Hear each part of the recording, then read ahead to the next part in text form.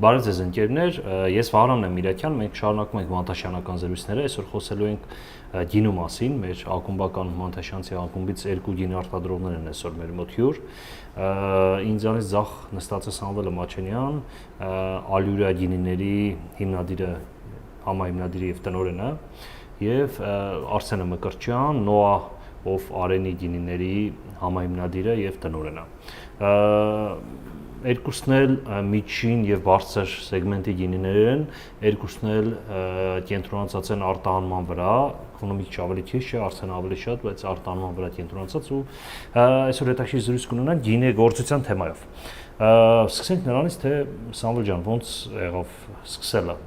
այնպես սկիզբը հիմնադրումը, որպես այդպես ավանդույթ սկսենք հիմնադրման պատմությունից։ Գիտեմ, որ ավանդապես դու գինեգործությունից հեռու մարդ ես եղել, չէ՞։ Այո։ Մասնագիտությամբ գինեգործությունից շատ հեռու մարդ եմ եղել։ Տեղեկատվական տեխնոլոգիաների Այո, IT անվտանգություն ես ավելի շատ։ Եղբայրներս միշտ եղբայրս ֆինանսական կրթություն ունի, փուչուրի եղբայրս էլի IT-ական կրթություն ունի, ընդհանրապես մեր ընտանիքն տենց ավելի բանկային զբաղվածություն ունեցել, ոնց որ ուղղակի գինին մեր բանն է եղել, հոբին է եղել, ոնց որ գինեով զբաղվել ենք, պապական, ոնց որ մեր պապիները գինեգործ են եղել, ու երբ որ արդեն տեղափոխվել են բան, էջ միացնում են հաստատվել, Արմենիան Հայաստանից, Վանի Այլուր գյուղից, որ տեղափոխվել են ստեղ, ոնց որ այդ մասը որպես ավանդույթ պահել են գինեգործական, հա, խաղողի այգի ենք ունեցել, գինի ենք սարքել, ու մինչև 2013 թիվը ինքը ոնց որ տենց մնացել է որպես բան, ընտանեկան ավանդույթ այնքան, որ սեպտեմբերի վերջ խաղաղակել գինի սարքել։ 13 թվականին որոշեցինք, որ միգուցե ոնց որ աշխատենք այն ուղղությամբ, որ մեր գինիները հասանելի դարձնենք մեր ընտանիքից ու ընկերներից բացի այլ մարդկանց նաև, ոնց որ կոմերցիայի անցնենք, ու 16 թվականի 15-ին ընկերությունն ենք հիմնել, 16 թվականի դեկտեմբերի 2-ին արդեն պրեզենտացիան արեցինք մեր Ալյուրիայի որպես բան, արդեն շշալցված, բրենդավորված գինի։ Շատ հետաքրքիր ճանապարհ անցանք։ Շատ լավ, հեսա ընթացքի մասին խոսենք, Արսեն ջան, դու էլ պատմի սկիզբը ոնց եղավ, երբ եղավ, սկսվեց։ Ուրեմն Նոա ընկերությունը Նոա Ֆարենին հիմնադրվեց 2017-ին, հենց այս օրերն էին, մենք հիմա մեր ընկերության հիմնադրման հնգամյակն ենք նշում։ Ուրեմն Նոային միանալու իմ տարբերակը մի քիչ ավելի ասենց պատահական էր։ Ունեի ընկերներ Շվեյցարիայում, որոնք որ առաջարկեցին միանալ պրոյեկտին, քանի որ գալիս էր շվեյցարացի ներդրող Հայաստանում, որը որ եղել էր Վրաստանում եւ վրացական խաղողի տեսակները չէր հավանել եւ ընդհակառակը Հայաստանում հավանել էր Արենին ոսկի հատը եւ ցանկանում էր այդտեղ ներդրում անել, այդպես միացանք ու աշխատանքը դառավ հոբբի, շատ հետաքրքիր աշխատանք, շատ յուրահատուկ, ունիկալ, ասենց ասեմ, ես բառը օգտագործեմ։ Նախքան երբեք չէր առնչվել գինեգործության հետ։ Գինեգործության հետ չեմ առնչվել, ես ինքս ֆինանսիստ եմ, երկար տարիներ աշխատել եմ որպես ֆինանսական տնօրեն տարբեր մեծ ընկերություններում, բայց ստացվեց այնպես, որ գինեգործության մեջ մտանք ու արդեն 5 տարի աշխատում ենք ու բավականին մեծ հաջողություններ ունենք այս ոլորտում։ Ուրեմն 17 թվականին գնացինք Վայոց ձորում 28 եւ 17 Ռինդ գյուղում 28 հեկտար, Աղավնաձորում 17 հեկտար, ընդհանուր 45 հեկտար այգի ունենք, որտեղ որ աճեցնում ենք միայն տեղական սորտեր, ունենք Արենի, ունենք Թոզոտ, ունենք ոսկեհատ, ունենք Խաթուն, ունենք Գառանդմակ եւ հիմա 20 հեկտար տնկում ենք, այնտեղ դնում ենք հենց այդ սորտերը, որոնք որ շատ քիչ տարածված սորտեր են, որտեղ վստահ ենք, որ ունիկալ պրոդուկտ ստանալու համար պետք է օգտագործել միայն տեղացին, հա, սորտեր խաղողների, դրանք զարգացնել, որտեղ դրանք ոչ միտեղ չկան ու իրանք իրոք այդ պրոդուկտը դառնում է ամբողջ աշխարհում անկրկնելի։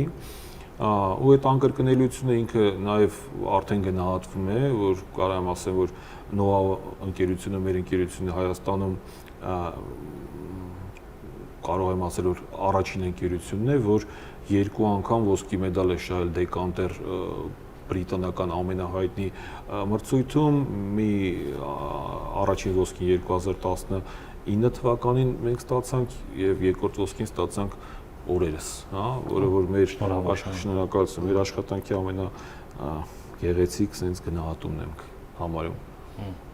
Vision-ի մասին խոսենք, Սամվել, այս բանի դրությամբ ինչ ունեք ու դեպի ուր ենք գնում, ինչ տեսլականով եք, ինչ տեսլականով աշխատում եք, ոնց է պատկերացնում 5 տարի հետո Ալյուրան։ Ոյ, կամ 10։ Շատ լավն էր։ Իրականում ամեն ինչ սկսեց մեր ոնց որ ի սկզբանե Vision-ը եղել է փորձենք հնարավորինս միայն հայկական, այլ ոնց որ Արսեն ասաց, մենք էլ օրինակ մենակ հայկական խաղողներից ենք օգտվում։ Բան է կարելի չէ, նույնիսկ կարողացան Հայաստանից Ալյուրը գյուղից չէ, խաղողի շիվեր բերել։ Այո, Այլուրից բան գնացել ենք 17 թվականին մեր գյուղը Այլուրը ընդեղից խաղողի այգի են գտել, ենթադրաբար կարա լինի մերը, որտեղ դիրքը համապատասխանում է մեր իմացած դիրքին։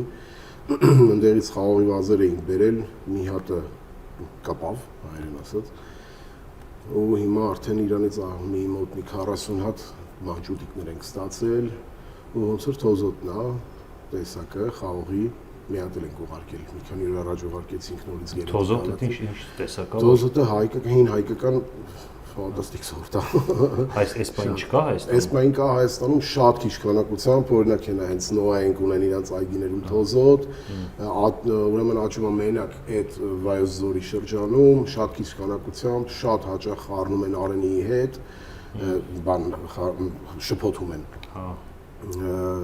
Ինքը շատ յուրահատուկ խաղող է, մի արտադրող ունենք, որը հիմա հստակ բանը թոզոտից գինի է սարքում, Արսեն ենք ժամանակին ռոզեն սարքի, հետո չգիտես դարգել են, հիմա հեսա էլի սարքում են, թոզոտը շատ լուրջ պոտենցիալով բան է ու ինձ շատ է ուրախացնում, որ հենց մեր գյուղում թոզոտ է եղել, մենք հետի փորձենք այդ թոզոտից գինի սարքենք։ Մեր ոնց որ Vision-ը, դե քանի որ մենք ի սկզբանե գինին արտադրել ենք բնական ոնց որ այդ նատուրալ գինեգործության բանով, ասած կանոններով, մեր Vision-ը այնա որ մոտակա 5 տարվա ընթացքում մենք կարողանանք ստանանք գինեգործական այդ բոլոր պրոդուկտների նատուրալ դրսևորումներ, ասենց ասեմ, հա։ Այսինքն մենք հիմա ունենք նատուրալ սպիտակ, նատուրալ կարմիր, նատուրալ ռոզե, հնեցված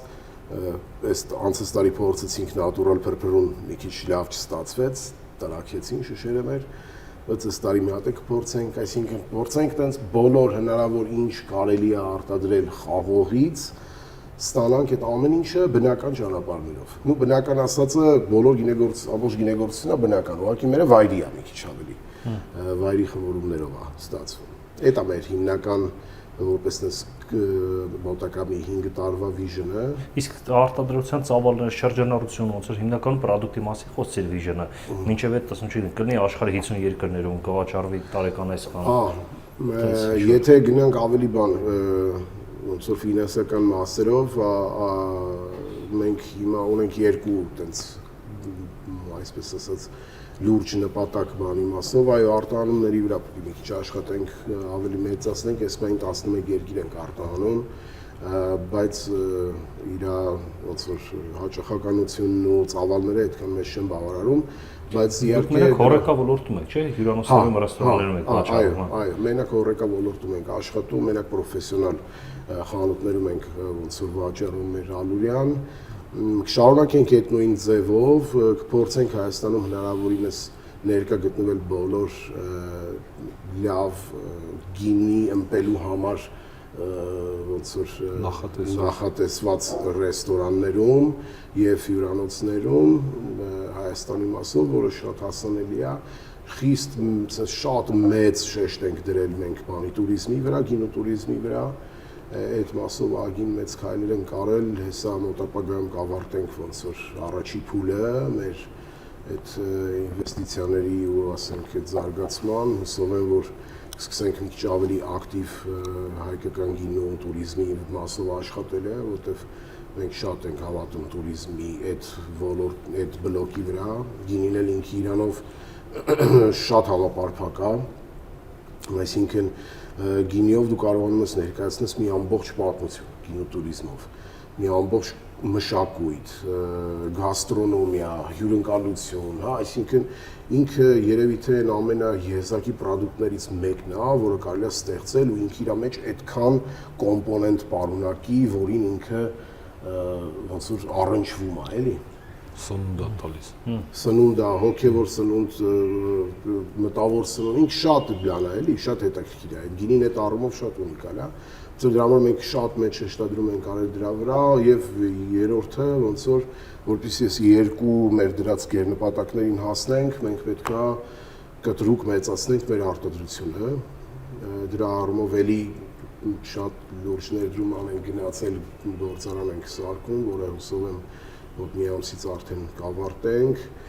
Որտեղ ալնելու գործարանը։ Մեր հենց այգիներում, Էջմիածնում, մեր այգիներում գործարանը արդեն վերջնական փուլերում ենք հասնում։ Եթե ծավալային խոսենք, մոտ 4 անգամ մեծացնում ենք տարածքային արտադրության տարածքները, արտադրողականությունը շատ ավել կմեծացնենք։ Մեր խաղողի այգիներն են արդեն լրիվ կանգուն վիճակում, այսինքն այս տարի մենք կունենանք մեր ոնց որ նախատեսված բերքի մոտարապես մի 50%-ը, որ արդեն լավ ցուցանիշ է, 17 թվականին ենք այգիները դրել։ Այսինքն մոտակա 5 տարում մենք արդեն կդառնանք երևի թե ավելի շատ ինքնաբավ, մեր սեփական այգիներով կբավարարենք մեր ոնց որ արտադրանքի պահանջարկը ու այս երկու գերնպատակներին ավելի ուժով կմոտենանք, որովհետև արտադրանք կունենանք։ Շատ լավ, ֆինանսական vision գոլ չունեք դրած, նպատակ խնդիր չունեք ոնց որ թե որտեվ ոնց պետք է չասեցիր մեկը ֆինանսական տարեկան չգիտեմ $50 միլիոն շարժանարություն, $10 միլիոն շարժանարություն, ինչ որ թիվ չասեցիր, այդ ինքը իրանից խոսում փաստ է, մի կողմից ասում եմ որ ես կարծում եմ ավելի ճիշտ լինի դրամով հիմա արտահայտել ավելի դոլարը այսօր մի բան աղը մի բան որտեղ դոլար արդեն արժեք եկեք կայուն արժույթներով խոսենք արժեվորող արժույթներով խոսենք, հա հեսա խոսենք այդ արտահանման եւ խնդիրների մասին, բայց գլոբալ բիզնեսը մետել է կարևոր, թիվն էլ է կարևոր ֆիքսել, էլի իշխանելու բանը պետք է թիվ ֆիքսել, որ այս թվին եմ ուզում հասնեմ, էլի, որտեվ ըստ էության փողը բիզնեսում ընդհանրապես փողը կամուրջ է, հիմա դու ինչ որ այնտեղ պետք է գնաս այդ կամուրջով, էլի, դարձնում ոնց քեզանց է կախված ու գնաս, բայց այդ ֆինանսականը պետք է ֆիքս լինի, հենց որ ֆինանսականի մասով ես մի քիչ ավելի էլի կոնկրետ ֆինանսական չեմ ասի, բայց մի հատ ուրիշ թիվ կասեմ, որ մենք ունենք արտադրողականության KPI-ներ մեր վրա։ Այսինքն մենք օրինակ туриզմի մասով այս պահին մենք մոտավորապես 100-ից 120 տուրիստ ենք ընդունում ամսական առանց որևէ գովազդի, առանց որևէ մի բանի։ Ու մենք ուզում ենք, որ երբ որ այս մեր туриզմի մասով ներդրումը վերջացնենք, այս առաջի փուլը ամենայն դեպս ավարտենք, ուզում ենք այդ թիվը հասցնենք ամսական 1000 տուրիստի։ Այսինքն մոտ 10 անգամ ուզում ենք ավելացնենք туриզմը։ Ինչը արդեն ենթադրում է, որ մենք մոտավորապես 10 անգամ մեծանալու է ավտոմատ туриզմի վրա ծախսվող մեր գինիները, հետևաբար մենք գոնե պետքա ինչ-որ X քանակությամբ էլ ավելացնենք մեր արտադրությունը, որպեսզի կարողանանք բավարարենք թե туриզմը, թե տեղական շուկան եւ թե մերախորժակը արտահանման մասով։ Շատ լավ։ Բայց ամեն դեպքում ֆինանսական թիվը ֆիքսեք։ Անպայման։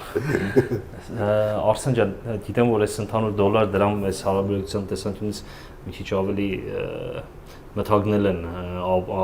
ապագայի նման բաները, պատկերացումները, բայց խոսենք vision-ի մասին, հետո նաև այս ներկա խնդիրներից խոսենք։ Ուրեմն, գիտեք, ընդհանուր գինեգործությունը ինքը աշխարհում կլինի, թե Հայաստանում կլինի, ինքը հիմնականում գնում է այն ճանապարհներով, որը որ թվարկեց հիմա Սամվելը, այսինքն ունենք սպառում, հա, որոնք որ եթե պրեմիում ոլորտում ես դու արտադրում գինի, սպառումը գնում է մասնագիտացված վայրերում, դրանք կլինեն գինիների համար նախատեսված ռեստորաններ, մասնագիտացված խանութներ, հորեկա սեգմենտը հիմնականում, դա туриզմն է եւ նաև որպես դա զուտ իրացման եւ ներքին շուկան, որը հիմա այս պահին, եթե մենք անկեղծ լինեմ մի կես տարի առաջ ավելի շատ հակված ենք դեպի դրսի շուկաներ աշխատել, որտեվ եւ դիվերսիֆիկացնել, հա, ոչ միայն Ռուսաստանի վրա կենտրոնանալ, այլ նայել դեպի նաեւ օվկիանոսից այն կողմ, հա, որը շատ մեծ շուկաներ են, նաեւ Եվրոպա, այն դասական երկրները, որոնք որ գինի են սպառում, այս բանին ելնելով այն խնդիրներից, որի մասին մենք դեռ կխոսենք, նաեւ սկսել ենք շատ արդեն կողմնորոշվել դեպի տեղական շուկա, քանի որ դա կայուն է, քանի որ նույն զբոսաշրջիկները, այն զբոսաշրջիկները, որոնք որ չեն հասցնի Սամվելի մոտ գնան եւ ինչ որ միտեղից Ոստը այնքան են չհասցնենք Սամվելի կգնեն, իրենք ուրեմն իրենց վրա ենք աշխատելու, դա սպառման հետ կապված ու զարգացման հետ կապված գնում ենք դեպի օրգանիկի մենք էլ, որովհետև արդեն աշխարհը շուկան դա է պարտադրում, երբ որ անցած ամիս Գերմանիայում էինք ներկայացնում գինիները եւ վերջերս նաեւ Լոնդոնում էինք հայկական գինիները ներկայացնում, զգացվեց տարբերությունը նախակովիդյան շուկայի եւ հիմիկվա շուկայի, այսինքն հետաքրքրությունը դեպի օրգանիկը շատ ավելի մեծացել է եւ մենք էլ ուրեմն արդեն քայլեր ենք անում այդ ուղղությամբ,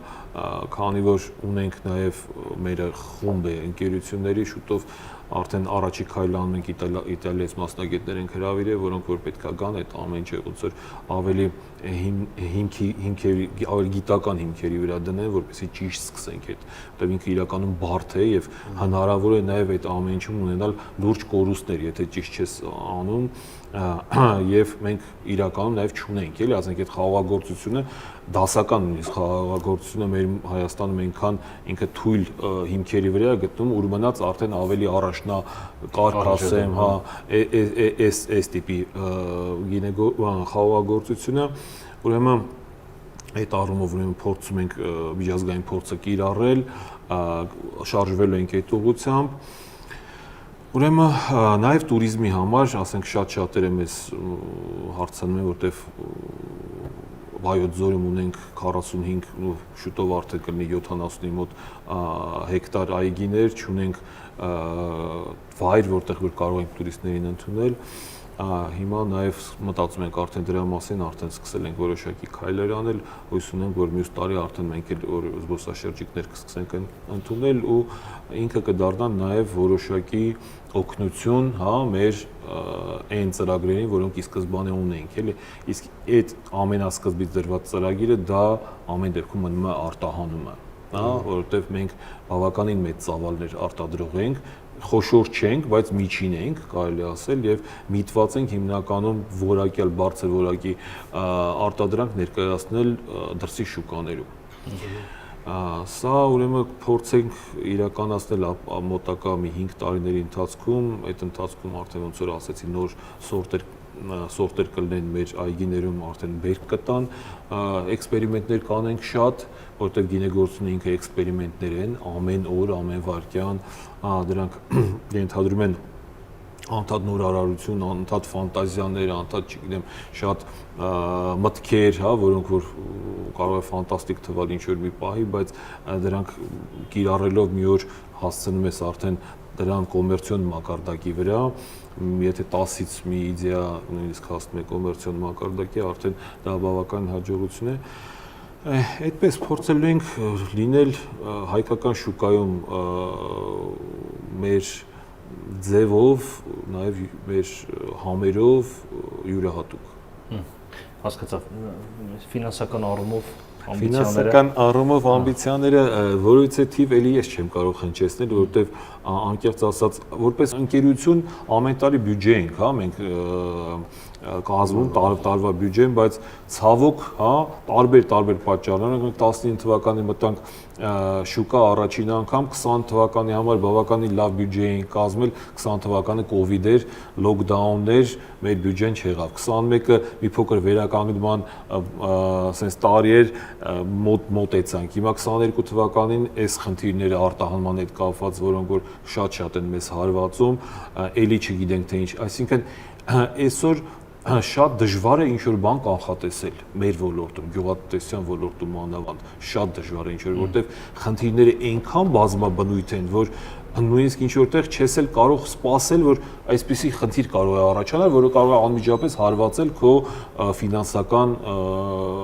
կանխատեսումներին։ Դրա համար ցավոք չեմ կարող ինչ-որ բան ասել, ունենք որոշակի բյուջե, ունենք որոշակի նպատակներ, փորձենք, եթե մեզ հրավիրեք տարվա վերջին, կասենք ինչքանով ենք մոտեցել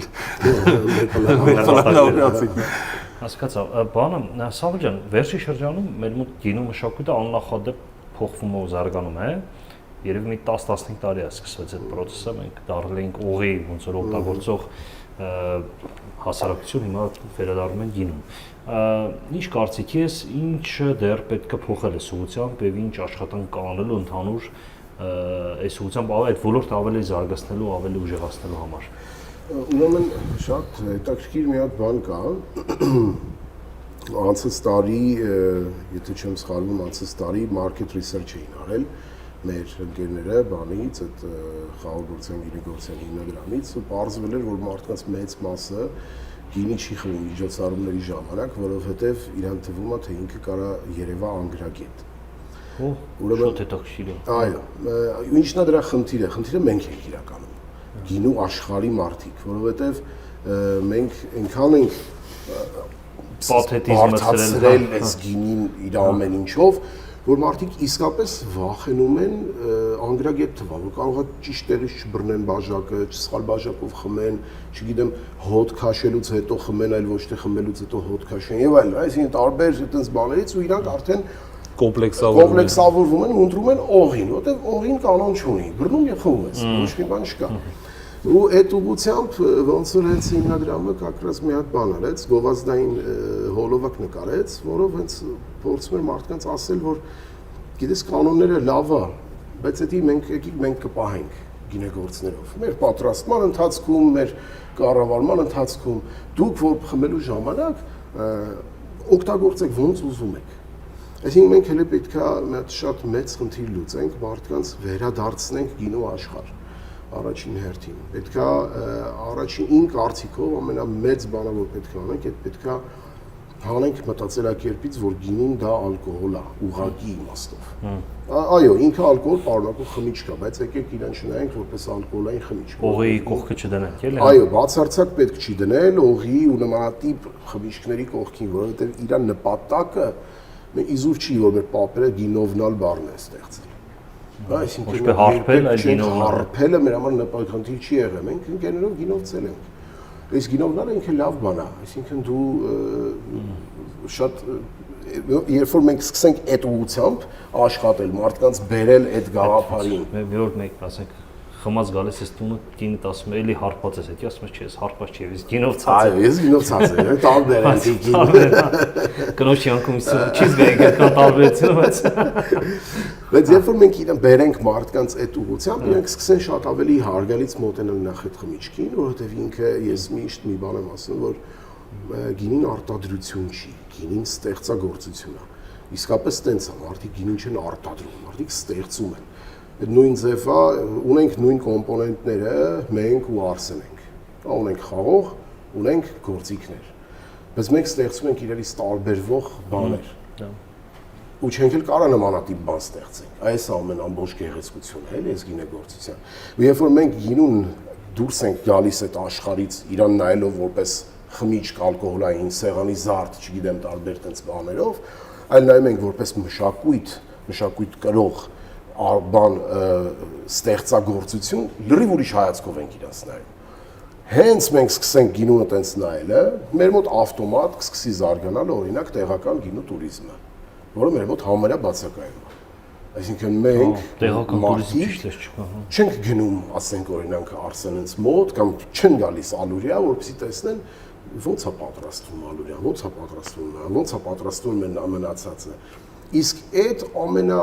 մեծ բաներից մեկն է պոպուլյարիզացնելու գինին։ Հա, երբ որ մարդիկ գնան տեսնեն backstage-ը,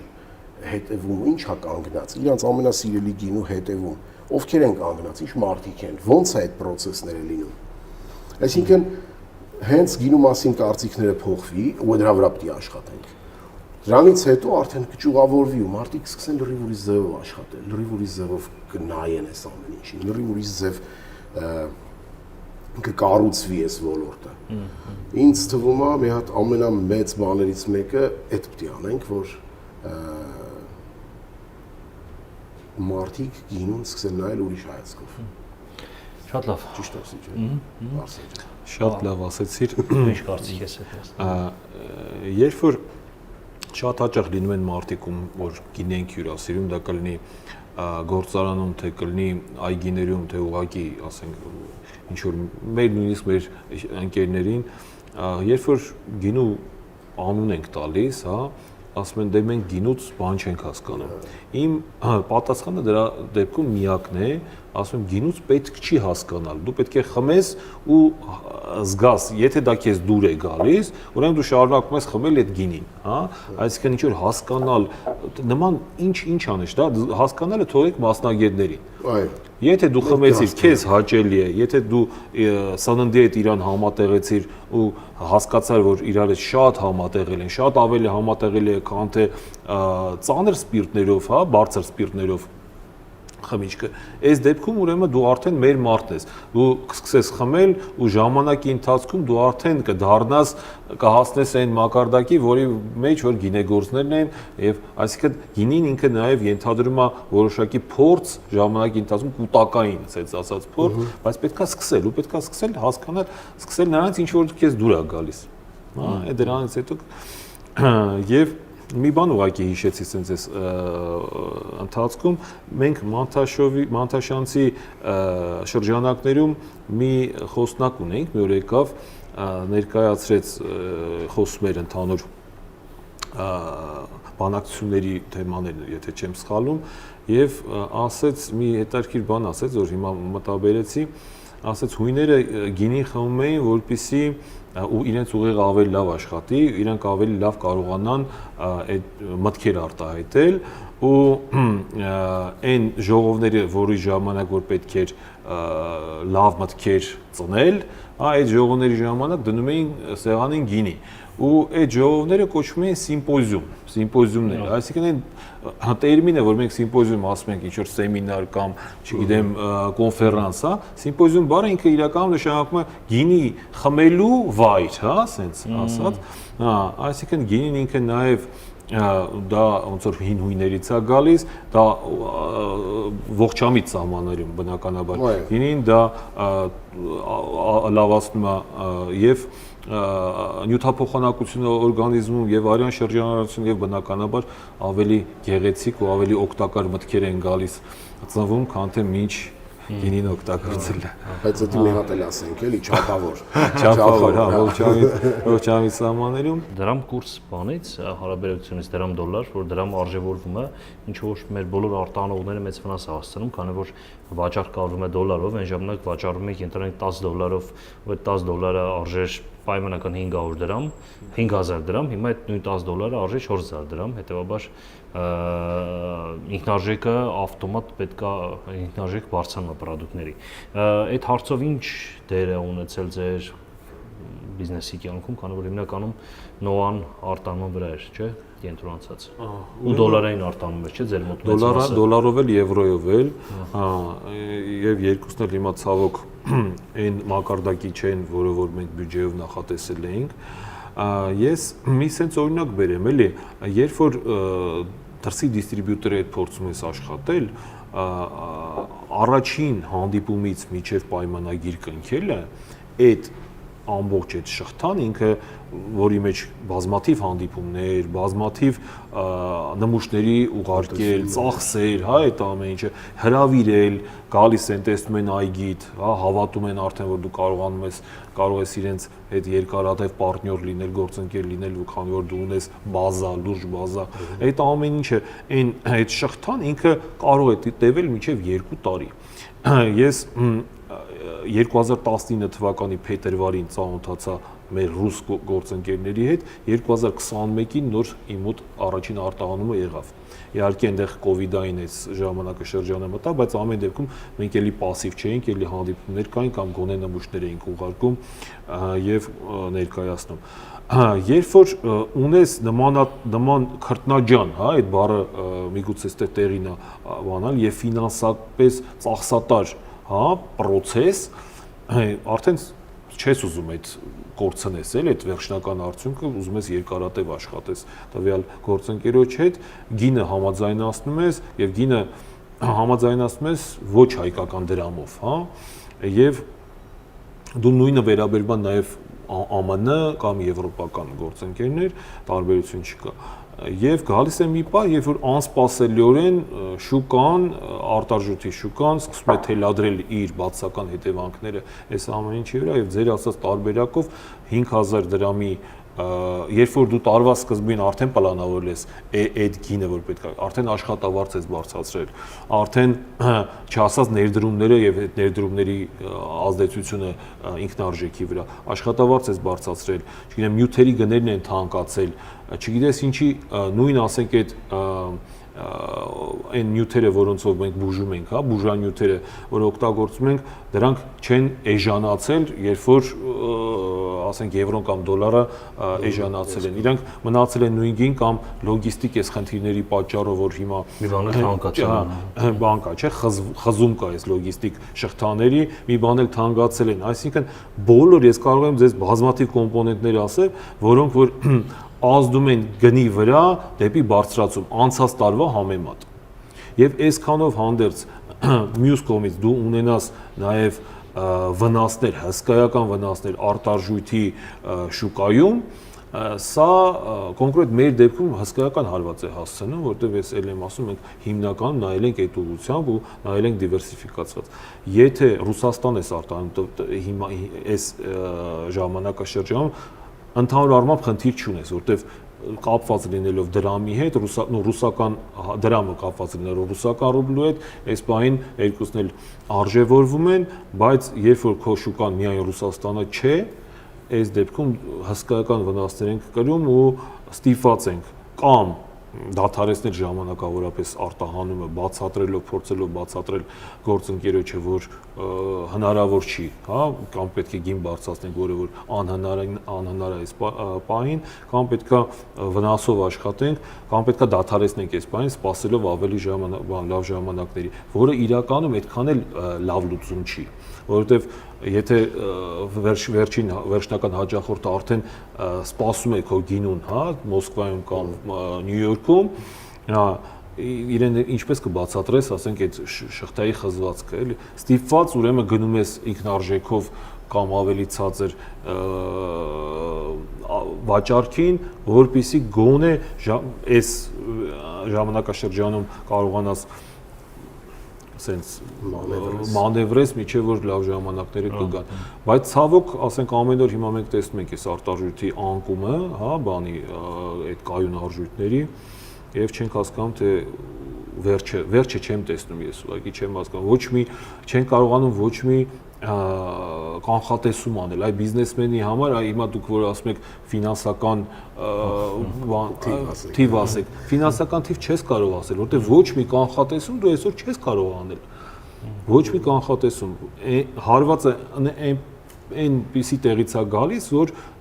հաստատ բյուջեն պլանավորելուց դու չէիր ենթադրում, որ այդպիսի բան կլինի։ Ու այս պարագայում պետական աջակցություն չունենալ կամ պետության կողմից ունենալ վերաբերմունք, որ անորոշ վերաբերմունք կամ անորոշ ինչ-որ պատասխաններ կամ անհասկանալի ինչ-որ պարզաբանումներ, հա, օրինակ ասում են այս արժևորումից նաև արտահանողները շահում են։ Ես չեմ հասկանում, ասենք կարա ինձ ինչ-որ մեկը բացատրի, թե ոնց կարա արտահանողը դրանից շահի։ Ձևը կասեմ մենք էլի բանան։ Ես չեմ հասկանում, էլի, ես միգուցե իմ կրթությունը թույլ չի տալի դա հասկանալ։ Խնդրում եմ, էլի ինձ մի քիչ ավելի մատչելի բացատրեք դա։ Նոր կենտրոնական բանկի նախագահի տեքստին կարդում, որ ասում մեր արտանողները պետք է ավելի կրեատիվ լինեն, էլի չէ՞։ Ավելի ունիկալ ապրանք արտադրեն, այսինքն դու տասնյակ տարիներ չարչարվել ես ստեղծել շուտ բրենդ, որը միջազգային պայմանագրերից քննի եւ այլն, իմ ասում ես չէ, ես կարելի կրեատիվ ապրանք եւ մտածում եմ, նստենք մտածենք 5 տարի հետո դուրս կգա շուկա կրեատիվ ապրանք։ Գիտեք, Վարամ, եթե դրսի շուկայից սկսում ես շփվել, հասկանում ես, որ դրսի շուկան ունի իր կանոնները։ Այսինքն դու չես կարող ստեղ Հայաստանում շատ ունիկալ ինչ-որ մի բան սարքել, ունիկալ գինի, հա, ասենք, որը որ դրսի շուկան ծանոթ չի։ Այդ դրսի շուկային, որովհետեւ դու այդպիսի մի հատ, չգիտեմ, մի հատ նոր երևույթ կարողանաս մատուցել, շատ մեծ մարքեթինգային ծախսեր պետք է անես, որ իրանց քիմքը սովորի դրան, որ բանը, իսկ դրա համար դու պահանջարկ ձևավորես, բայց դու այդ պահանջարկ դուսքի չես կարողանում ստեղ քո ծախսերը հիմա նորմալ փակես, ու մնաց պահանջարկ ձևավորես դրսում։ Անհնարին է դա, էլի, այսինքն կան որոշակի ծեծված ճանապարհներ, որոնցով դու պետքա գնաս, ու ինչ որ նոր բան, հա, մենք մեր հայկական արենին ոչ մեկ չի արտադրում դրսում, ինքը իր տեղով ունիկալ է, էլի, ուրիշ ինչ ունիկալ է, ասեմ։ Ես էդ էի ուզում ասել, որ առանց այդ էլ մենք, քանի որ աշխատում ենք տեղական խաղողներով, որոնք մենակ մենք ենք ճանաչում, մենք էլ լավ չենք ճանաչում, աշխարհը ընդհանրապես տեղակ չի։ Խաղողների մեծ մասը անարտասանելի անուններ ունեն իրանց համար, այսինքն այդ ամեն ինչով ունիկալ է, ու մենք առանց այդ էլ ամեն մեկս առանձին եւ իրար հետ ոնց որ համատեղված փորձում ենք այդ որոշակի համտեսների միջոցով, չգիտեմ, տարբեր տեսակի այդ հյուրերին հրավիրելով, հյուրասիրելով, բանանելով, սովորացնում ենք առաջին հերթին հայկական խաղողի տեսակների համը, որ իրանք մի հատ էլ հասկանան, որ ընդհանրապես կա հայկական խաղողի տեսակ, այդ հայկական խաղողի տեսակից կարելի է ստեղծել լավ գինի, որ իրանք ընկալեն իրանց մեջ, որ կա հայկական գինի, այ դրանից հետո նոր մենք անցնելու ենք կլասիկ բանը, բիզնեսին, այսինքն ամեն մեկը իր արտադրության համար անելու է կոնկրետ ինչ-որ մարքեթինգային քայլեր։ Հիմա ես կարամ հստակ ասեմ, որ երևի այս գինեգործության ոլորտը ամենահավես ոլորտներից մեկն է Հայաստանում, այն առումով, որ մեծամասնությունը ասենց շատ լավ ընկերներ ենք իրար հետ ու բոլորս նույն ուղղությամբ ենք նայում, այսինքն շատ ոլորտը միավորված է։ Այո, շատ քչերը կան, որ իրանց ամբողջ քայլերը միտված են միայն իրանց բրենդի առաջ խաղացման վրա։ Այլ ոչ թե ոլորտի զարգացման։ Ում հետ խոսում ես, բոլորը առաջին հերթին ասում են, հələ մեծ հայկական գինին հələ հասցնենք աշխարհին, որ կա տենց բան։ Ինք ինչ-որ մի օր գալու է, այսինքն մենք առանց այդ էլ անում ենք այդ ունիկալ կրեատիվությունները։ Այդ միավորվելը շատ կարևոր է, որովհետև հիշում եմ, դες մի հատ օրինակ կար, որ Կալիֆոռնիայի գինին դե աշխարհում ճանաչված չէր, չէ, 60-70-ական թվականներին Կալիֆոռնիայի գինեգործները բոլորը միավորվել են, սկսել են անթանոջար տան մարքեթինգային բյուջե ձևավորել, որ ամբողջ աշխարհով զարգացնեն Կալիֆոռնիայի գինու ունիկալության գաղափարը։ Ու տարեկան պայմանական ձևավորվել է, չգիտեմ, $1 միլիոն մարքեթինգային գումար, իրանք ամբողջ աշխարհով սկսել են գովազդել։ Ու չեն գովազդել կոնկրետ այս մեկի գինին կամ մյուսի, գովազդել կալիֆոռնիական գինին։ Արդյունքում ժամանակի ընթացքում այդ բրենդը ձևավորել։ Հիմա մոտ արպես նման բաներ պետք է մեր մոտ ըստեյության գինեգործներն անեն, որովհետև դե պետության վրա պետք չի հույս դնել, էլի մեր 30 տարվա անկախության պատմություն ցույց է տվել, որ պետության վրա երբ հույս ես տնում, դուք հաշվում ես, էլի, այսինքն ի սկզբանե պետք է հաշվի առնենք, որ պետությունը խառնվելուց մենակ խանգարել է, էլի, ուրիշ խառնվել չի լինելու։ Ուղղակի լավ կլինի, որ պետությունը օրինակ լսի, այսպես ասած, ականջալուր լինի մեր խոսքերին, որովհետև պետք է գիտակցենք, որ երբ որ լինում են ոլորտային ծախսեր, այդ ծախսերը բարթել արտադրողի վրա, այն էլ այս ոլորտի արտադրողի վրա շատ սխալ է, որովհետև մենք, ասենց ասեմ, արդեն 17 թվականից են այս կոպիտ ասած բիզնեսի մեջ, հա, Հայաստանում մենք 16 թվականից այնში մի մեծ փորձ ունենք։ Ունենք որ մի մեծ եսի ինչերի ենք հասել, որ մենք կարողանանք ոլորտային ծախսեր անենք։ Մենք դեռ այդ մեծությունը չունենք։ Մենք նորացին չենք, բայց հələ թինեյջեր էլ չենք։ Այսինքն մենք հələ մանկապարտեզի երեխա ենք իր բանով, հա։ Այսինքն պետությունը պետքա, եթե ինքը իսկապես տեսնում է, ու ես գտնում եմ, որ ինքը պետք է տեսնի, որ ոլորտը իսկապես կարևորագույն ոլորտներից մեկն է, ինքը պետք է իր վրա վերցնի որոշակի պատասխանատվություն ու ոլորտային ծախսեր անի, այսինքն այդ մարքեթինգային ծախսեր անի, չգիտեմ, ոլորտի հազար մի հարցեր ունի, հիմա չեմ ուզում տենց մտնեմ տեխնիկական խոսակցությունների մեջ, բայց այդ միանշանակ պետք է անի։ Ես համոզված ասում եմ, որ գալու է ժամանակ ու այդ ժամանակը սարերի հետևում չի, երբ որ մեզ թողեն մենք հանգիստ շնչենք, ու մենք զարգանանք ամենայն դեպս մեր կարճաժամկետ պլաններով գոնե այդ երկարաժամկետի մասին չեմ խորանում հələ մենք գալու է այդ ժամանակը որը մենք ասել ենք պետություն ջան հələ դենը այ հիմա մենք հեսա մեր ոլորտը կզարգացնենք բայց հիմա մենք այդ կարողությունը չունենք որպեսզի ոլորտային զարգացում անենք իմ կարծիքն է չգիտեմ Արսենը կհամաձայնի հետս թե չէ ես կարծում եմ, որ ոչ թե ես կարծում եմ, այլ ես գիտեմ, համոզված եմ, որ գինին ինքը ոչ թե նրա համար եմ ասում, որ մենք գինի արտադրող ենք, այլ դա հայտնի փաստ է։ Գինին ինքը տվյալ երկրի այցեքարտն է։ Օրինակ հիմա մենք նստած ենթադրենք, ասենք, բաժակներ էին, բաժակները եւ գինու շիշ, ոչ մեկին հետաքրքիր չի թե այս բաժակը որտեղ է արտադրվել, հա։ Բայց երբ որ գինի կա սեղանին, հա, հյուրեր կան, ենթադրենք նաև արտասահմանից, բոլորին հետաքրքիր է թե ինչ գինի ենք խմում, որտեղ է արտադրված։ Հա, երբ որ լցրեցինք բաժակների մեջ, հիմա բաժակը կարա Riedel լինի, կարող է Luminar կլինի կամ չգիտեմ, մի հատ ոչ մեկ չի, անհայտ մի հատ ֆիրմայի բաժակ, դա իրոք ոչ մեկին հետաքրքիր չի, էլի կա հետաքրքիր է այն պրոֆեսիոնալ, ասած ասած մակարդակի, բայց զուտ խմողի համար։ Բայց գինին, հա, որտեղ հայկական գինի է, լիբանանյան գինի է, թե ֆրանսիական է, բորդոյի է, թե ինքը սկսում է արդեն մշակույթը հենց դրանից, հա, ինքը այցեքարտ է, յուրահատուկ այցեքարտ է։ Մեսիջ կա մեջ, էլի։ Այո, մեսիջ կա, պատմություն կա, մշակույթ կա։ Գիտեք, եթե մենք վերցնենք ու սենց մի մոտեցում կիրառենք, որ ոնց որ հիմա կիրառվում է, որ ինչի օրինակ որևիցե այլ մրգի, ենթադրենք ծիրանի հետ կապված այտենց աջակցություն չկա պետական մակարդակով, բայց խաղողագործության նկատմամբ կա շատ պարզ պատճառով, հա, որովհետև գինին ինքը այցեքարտ է։ Գինով դու երկիր ես ներկայացնում, գինով, երբ որ մենք պետության աջակցությամբ, հա, գինու եւ խաղողի հիմնադրամի աջակցությամբ գնում ենք տարբեր ցուցահանդեսների, մենք այնտեղ այնքան աշխատանք ենք տանում երկիրը պրոմոթանելու համար հսկայական որ երկիրը ինքը այդքան չի կարող անի ինչքան մենք ենք անում մենք մեր սեփական միջոցներով գնում ենք տոմսեր ենք գնում որոնք որ ինքնաթիռի որոնք սարսափելի թանկ գներ են այսօր դարձել այդ ցուցահանդեսների օրերին հյուրանոցի գները իրենք շեշտակի բարձրացած հա բայց մենք գնում ենք այնտեղ եւ մենք անում ենք Առաջին հերթին ես դա չեմ վախենում ասել, առաջին հերթին մենք անում ենք երկրի պրոմոշնը, մենք անում ենք Հայաստանի պրոմոշնը։ Մեծ գրված է Armenia, չգիտեմ, wines coming from Century, ինչ որ մի բան սլոգան, հա, ու եւ մենք այնտեղ կանգնած հայկական գինին ենք պատում, Հայաստանն ենք պատում, Արարատ լեռն ենք պատում, Վայոց ձորն ենք պատում, չգիտեմ, Էջմիածինն ենք ներկայացնում եւ այդ ամեն ինչը երկիրը ներկայացնում ենք։ Դուք գիտեք, Լոնդոնում մեզ մոտեցան շվեդներ, որոնք այդ մեր ներկայացումից հետո ասացին մենք ուզում ենք տուր կազմակերպենք գանք Հայաստան։ Պատկերացրեք մարդիկ գալու են Հայաստան ոչ միայն գինի խմելու, գալու են ռեստորան, գնալու են ծիծեռնակաբերդ, գնալու են հյուրանոց, գնալու են մատենադարան, մշակույթ, իրենց հետևից բերելու են մարդիկ։ Այսինքն, սա յուրահատուկ ոլորտ է։ Ես ուզում եմ, որ պետական այրերը դա գիտակցեն, որ սա յուրահատուկ, սրան պետք չի նույնացնել ուրիշ ոլորտների հետ։ Այ երբ որ այդ գիտակցությանը կգան ու կլինի որոշակի աջակցություն, ես համոզված եմ Սամվել հետ, որ կգա այդ օրը, որ մենք ասենք պետություն, հա, մենք արդեն շնորհակալ ենք քո արած, մենք սկսում ենք քեզ լուրջ գումարներ բերել, բայց նախնական կայացման փուլում, որտեղ մենք հələ կայացման փուլում ենք, եթե 16 թվականին եք ստեղծվել, 17-ին մենք ենք ստեղծվել, տասնյակները ստեղծվել են 18, 19, 20, 21-ին, հա, որոնք դեռ ավելի մանուկ են։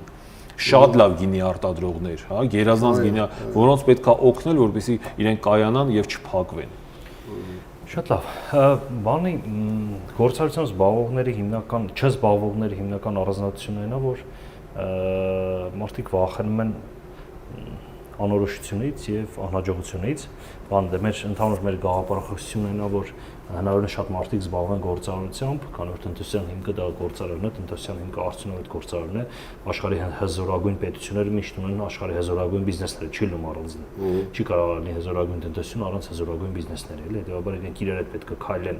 ու պետք է իրար հետ աշխատեն ու համագործակցեն։ Հիմա դրանից ելնելով, քանի որ մենք միշտ այդ մեծ բանը կարելի ոնց զբաղվել բիզնեսով, մեր ալիքով միշտ կա դրա մասին խոսում ենք ու նաև մեր ակումբում Հիմա Սամվել ջան, ինչպես վերաբերվել անհաջողություններին, ես միջ գիտեմ քո մոտեցումը դրանից ելնելով ոնց որ ավելի կոնկրետ եմ հարց տալիս, ինչպես վերաբերվել անհաջողություններին կյանքում կամ բիզնեսում էլի, ինչ փիլիսոփայություն ունես այդ ուղղությամբ։ Ուրեմն բալն հայրս մի արտահայտություն ունի, ասում քո հանգստությունն ինձ ներվայնացնում է։ Ես շատ հանգիստ մարդ եմ, ինձ ջայնացնելը շատ բարդ է, եւ ես որ ճիշտ ասած փորձում եմ գտնեմ դրականը ցանկացած բանի մեջ։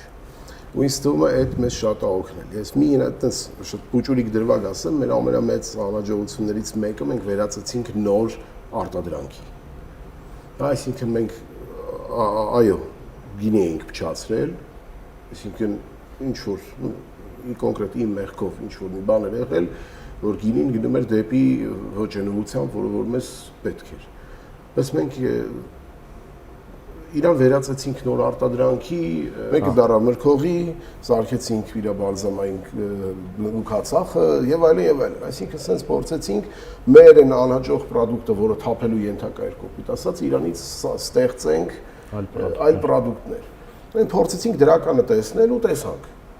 Հիմա, այսինքն, եթե ցանկացած անելանելի իրավիճակում կա առնվազն 100 ելք, չէ՞։ Այո, ես լրիվ համամիտ եմ դրա հետ, այստեղ ամենակարևորը, երբ որ ես մի բան եմ հասկացել, երբ որ դու ինչ որ մի բանից սկսում ես անհանգst ստանալը, sense գերլարվելը, էմոցիոնալ դառնալը, միանշանակ միշտ տեսնում ես ամենամոտիկ ու ամենասխալ ելքը։ Որովհետև այդ պահին դու ձեռդ գցում ես հնարավոր առաջի, այսպես ասած, բռնակից ու կախվում ես այդ բռնակից, որը շատ սխալ է։ Դրա համար օրինակ իմ բանը սենց է, շատ լավ գիտակցում եմ, որ չի կարա լինի ամեն ինչ իդեալական, պարտադիր են անհաջողությունները, ուղղակի մեզնից է կախված, թե ինչքանով այդ անհաջողությունը մեր վրա կազդի։ Եթե մենք չոփը գերան սարքող ենք, ցանկացած փոքրիկ բանը դառնալու է մեծ պատմություն։ Բայց եթե մենք հակառակը այդ չոփի մեջցել ենք փորձելու կպչան ճարել, այսինքն մենք պրոստը, այսինքն պետք է հիստերիայի չմատնվել, պետք է գիտակցել, որ այո, լինելու են անհաջողություններ, միշտ, այսինքն չի գալու օրը, որ դու ասես, վсё, իմ կյանքում անհաջողությունները ավարտվեցին, այլևս չի լինելու տենց օր։ Հետևաբար պետք է ուղղակի հանգիստ նայել, առանց խառնվելու, հասկանալ, կարևորը որ մարդ չմահանա։ Մնացած բոլոր հարցերը լուծելի են։ Ամենը չնստի ինչ-որ մեկը լուծումը գտնելու արդյունքում, էլի, այսինքն կա երկու խնդիր, երկու կարևոր պայման։ Գործողության արդյունքում չպետք է դատվել եւ որ մարդ սպանել, այո։ Ցանկացած այլ լուծում կարող լինի ընդունելի։ Շատ լավ, Արսեն ջան, քո ոնց է փիլիսոփայություն անհաջողությունների նկատմամբ։ Ցանկացած անհաջողություն մեզ կոփում է, մեզ դարձնում է ավելի ուժեղ։ Միգուցե եւ վստահ սա իմ խոսքերը չեն, ուղղակի սա այն է ինչ որ մենք պրակտիկայում տեսանք ու հասկացանք ու զգացինք, որ ճիշտը հենց դա է, որ մարտահրավեր, անհաջողություն, խնդիր, դրանք մեզ դարձնում են ավելի ուժեղ։ Հաջորդ անգամ ավելի ճիշտ են կարողանում դիմակայել նմանատիպ խնդրին, հա։ Հիմա այս խնդիրներն էլ, որոնց մասին որ խոսեցինք, մենք այնքան ամուր ենք, որ սրանք էլ ենք հաղթահարելու, Վարամ ջան, հաստատ հաղթահարելու ենք սա, եւ մենք ամուր ենք լինելու մեր լեռների պես, հա։ Ու լինելու են էլի խնդիրներ։ Գյուղատնտեսություն է սա վերջապես, հա, ինք բազմաթիվ այնքան խնդիրներ կան ավելի շատ, օրինակ այս տարի Վայոց ձորում կարկտահարություն եղավ, նաև մեր տնտեսությանը հսկայական վնասներ է հասցրել, հսկայական վնասներ, հա, բայց մի պահ դու շոկ ես ապրում, հետո սկսում ես մտածել լուծումների մասին, արդեն ավելի ճիշտ ես ուզում աշխատես հաջորդ տարի, նույնիսկ այդ օրվանից արդեն պլանավորում ես հաջորդ տարի, ավելի դառնում ես կյանքը ավելի հետաքրքրացնում է, ես ձեզ ասեմ, անհաջողությունը, խնդիրը, կյանքը դարձնում է ավելի հետաքրքիր, հա, դու կարողանում ես ուղեղդ անդադ աշխատացնել, անդադ, ու դա երբ որ ունես նաև թիմ թիմն է սկսում մտածել, արդեն սկսում ենք իրար հետ շատ հետաքրքիր է դառնում այդ ամեն ինչը process-ը էլի։ Այնպես որ անհաջողություններից չենք վախում, չէի ասի թե 5 տարվա ընթացքում ինչ որ լուրջ ավելի շատ հաջողություններ են եղել, փառք Աստծո, քան թե անհաջողություններ, բայց մանր մունր ինչ որ խնդիրներ եթե լինում են Աստծո սիրուն, խնդրեմ համեցեք մենք ձեզ չասեմ թե սպասում ենք, բայց ձեզանից չենք վախենում։ Տրամադրվել եւ ընդունել իրենց։ Այո, դասեր քաղել, դա լավ ասած Արսենը։ Շատ լավ։ Մեր ավանդական վերջին հարցը, քանի որ մենակ ես հաղորդաշրջանակներում խոսում ենք Մանտաշյանցի ակումբականների մասին, երկուստ էլ 5 ակումբական եք, համատաբար, ամենասկզբներից էր, որ միացել եք մեզ։ Ինչ է Մանտաշյանցը, սկսեմ Սամվելից, բայց երկուստ էլ նույն հարց տալու եմ, ինչ է Մանտաշյանցը քո համար, ինչ է տվել, ինչու ես միացել։ Ոայ, իմ ամենասիրած հարցերից մեկն է այսի, ճիշտ է։ Որի շուրջ կարելի է երկար խոսալ։ Կարելի է շատ երկար խոսալ, ես պատրաստ եմ տենց օրերով, ժամերով պատմեմ, թե ինչքան հաճելի է, անկեղծ ինչ ասում եմ, անկեղծ եմ ասում, ես ոբշե խապի չգիտեմ, շատ բարդ է մոտ է ստացվում։ Ասեմ Մանտաշյանցի ամենահավես բանը, երբ որ դու շփվում ես մարդկանց հետ, ովքեր քո նման կներեք իմ լեքսիկոնի համար փախած մտածելակերպ ունեն, ավելի ճիշտ քեզնից ավելի փախած մտածելակերպ ունեն։ Այսինքն խոսում ես մարդկանց հետ, ովքեր ոչ թե տրտնջում են, այլ նորմալ հանգիստ քարով եկալում, քավում են, մեջից մի բան է դուրս գալիս, իրանք այդ մի բանով ներկայացնում են իրանց մշակույթ, իրանց ընտանիք, իրանց երկիրը եւ այլն։ Ու ամենակարևորը իմ համար որ եղել է, դա եղել է այդ հավասարության զգացողությունը, այսինքն հենց մտնում ես Մանտաշյանց, դու հավասարի ես նստած մարդկանց հետ, այդ ամենահաճելին, այսինքն չկա այս համենայնդեպս մեր ակումբում, ակումբանը դնեմ, միություն դնեմ, մեր այս կրուգում բոլորը հավասար են, անկախ իրանց շրջանառությունից, անկախ աշխատակիցների քանակից, այսինքն դու եթե անցել ես ինչ-որ մի բանը ու դարձել ես այս բանի ակումբի խմբի անդամ, այդ պահից սկսած դու մարդկանց հետ շփվում ես հավասարի ու ընկերանում ես, տեսնում ես, որ դու նես չի, որ սպիտակ ագրավն է իր այս բանի, իրականում լիքը տենց սպիտակ ագրավներ կան, որոնք որ ունեն տենց աննորմալ մտքեր, որոնք որ կայացած ոլորտում, մենք ունենք մի քանի անդամ, որոնք կոնկրետ կայացած ոլորտում մտել են, հայերեն ասած տարակացրել են այդ ոլորտը, դարձել են ոլորտի առաջատարը մի քանի տարում, այսինքն դրա համար պիտի դու ունես կոնկրետ փախած աննորմալ։ Եղել են մարդիկ, որոնք կոնկրետ ստեղծել են լրիվ նոր բան, այս Հայաստանում հեղափոխել են մի ամբողջ ոլորտ, դարձել են, այսինքն այդպես մարդկանց հետ շփվելը ինքը պրոստը հաճույք է։ Ու դու իրանցից ես սովորում, իրանք քեզնից են ինչ-որ բաներ սովորում, ու վերջում դու հասկանում ես, որ իսկապես համեցեք խնդիրներ, ոնց որ ասաց Արսենը, ես մինչև Մանտաշյանց ակումբ անդամագրվելն էի ասում, որ ես ինձ զգում էի որպես աշխարհի ամենակարող մարդ, որովհետև ես ունեմ ընտիր ընտանիք, ընտիր ընկերներ ու ինչ ուզեմ կարամ անեմ։ Հենց մտա հասկացա, որ այդքան էլ տես չի, այ հիմա եմ ես ինչ ուզում կարող եմ անեմ, որովհետև եթե այն ժամանակ ես սահմանափակված էի մենակ ընկերներով եւ ընտանիքով, հիմա ես ունեմ գործ ընկերներ, ովքեր նաեւ հեսա դարձել են մեծ մասի ինձ ընկեր, ովքեր ունեն նորը մի գործ ընկերոջ հարսանիքն է ինչի։ Այո, այդտենց, բարձավ բարեկամներ ես ասում։ Այդ ամենամեծ բաներից մեկն է եղել իմ համար։ Շատ լավ, Արսեն ջան, քո համար ինչ նշանակություն ունի։ Այդ ամբողջ այդ երկար ցուցակը